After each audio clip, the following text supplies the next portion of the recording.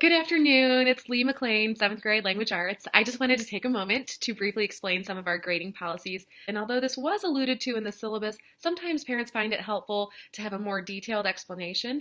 So in language arts, the gradebook is split into two parts: the practice and the performance. Practice is all of the work that's done during the learning process. So there is a lot of time invested into this part of the big picture of education. That's when the students are learning and they're getting feedback and they're revising their work and redoing it and they're making mistakes and trying to attempt at, mastering the skills. This portion of the gradebook is weighted at 25%. In other words, it only impacts the student's overall grade a little bit. That's because evaluating a student's mastery during the learning process might not provide an accurate picture of what they know, sort of like judging an actor based on rehearsal or judging an athlete during practice. Although the practice part of our gradebook might not be weighted as heavily, it is still a crucial part of the learning experience. The other part of the gradebook is the performance section, and sometimes we even refer to that as summative assessments. This part of the gradebook is weighted at 75%, so it factors into the student's overall grade quite a bit, and it has a big impact on their overall classroom grade.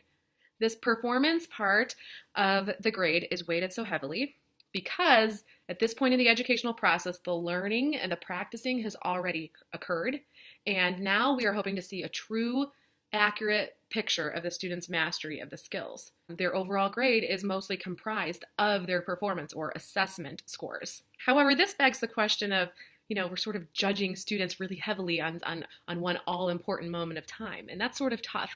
So because of that, sometimes we do allow redos on the performance section of the gradebook. If we do allow a redo, typically we do require students to engage in self-reflection. What led to the poor grade on the test? Was there a lack of studying? Was there a lack of reading the questions on the test carefully?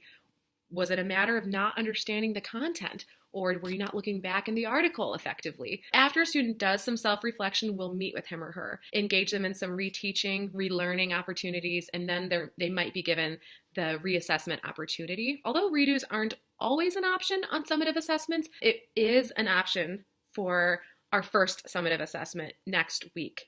And on that note, we do typically try to have multiple summative assessments in a grading quarter, but grading quarter one tends to look a little different in language arts, and we only will have probably this one summative assessment. And as a result, we don't want that one summative assessment to, sink their grade.